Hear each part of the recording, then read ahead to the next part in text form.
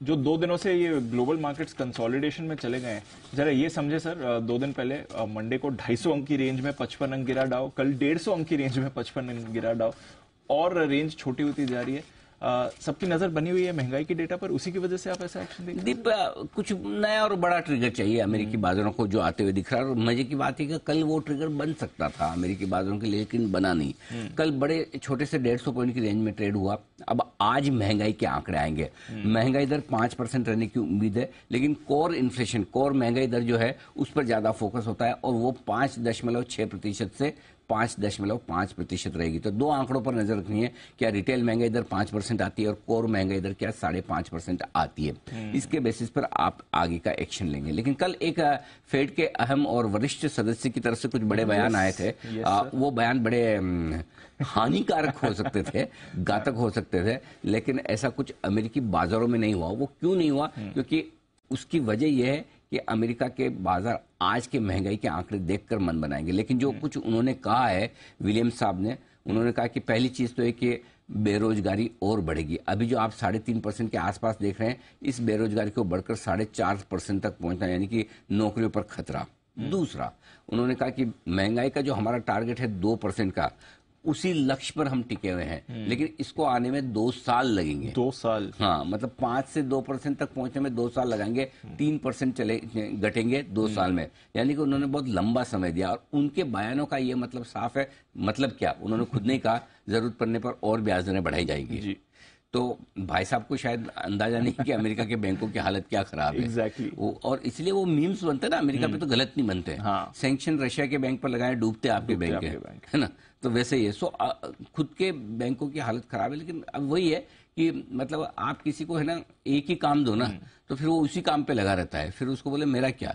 Suppose मतलब आपकी जिम्मेदारी फॉर एग्जांपल होगी, आपको खाली एक सुबह का शो करना है, फिर दिन भर में क्या चल रहा है मेरा क्या। वो वैसा हाल इन फेड वालों का हो गया है कि भाई मुझे तो महंगाई घटानी है। Correct. Growth, inflation, recession, bank, मेरा क्या।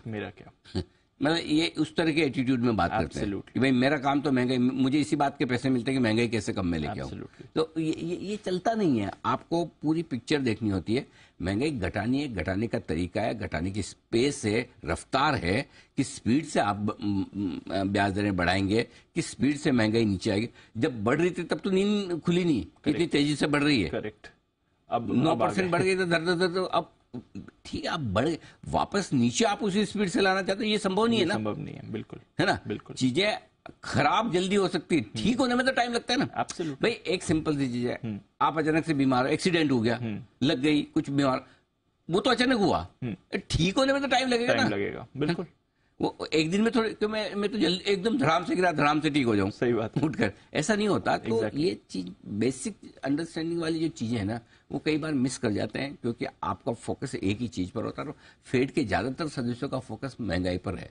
सो आई थिंक इस बार भी आप देखिए ना, पावेल साहब ने सीधा सीधा एक भी बार ये नहीं कहा कि बैंकों की समस्याओं से हमें कोई दिक्कत है, ये है वो, खाली महंगाई के भूत को भगाने में लगे हैं। तो देखते हैं अब कल, इसलिए कल के आंकड़े थोड़े ज्यादा इंपॉर्टेंट हो, आज रात के आंकड़े थोड़े इंपॉर्टेंट हो जाते हैं। अगर महंगाई का आंकड़ा थोड़ा ठीक ठाक नहीं आया, खराब आया, तो कल धुलाई पक्की है। हम धुलाई पक्की है हमारी, और आज उनकी रात को। सो आंकड़े बहुत जरूरी है कि 5.5% या इसके नीचे कोर के रहे, और नॉर्मल महंगाई इधर 5% के आसपास। आज हम एक्सीडेंट बर्दाश्त नहीं कर सकते। समझो 5.7 5.8 आ जाते ही कोर इन्फ्लेशन, जैसे 5.25% के आ जाते तो फिर पिटाई प्रॉब्लम हो जाएगी, पिटाई हो जाएगी। तो आज इन्फ्लेशन कम आना जरूरी है। कम आना जरूरी है, कम से कम उम्मीद के मुताबिक तो रहे। हाँ, वो जरूरी है, उससे खराब ना। हाँ, उससे ज्यादा है तो फिर दिक्कत हो जाएगी। क्योंकि है ना, इनका एटीट्यूड साफ दिख रहा है जी सर, कि उनको रिसेशन, नौकरियां, बैंकों की समस्याएं सेकेंडरी ना बाद में देखेंगे, पहले महंगाई।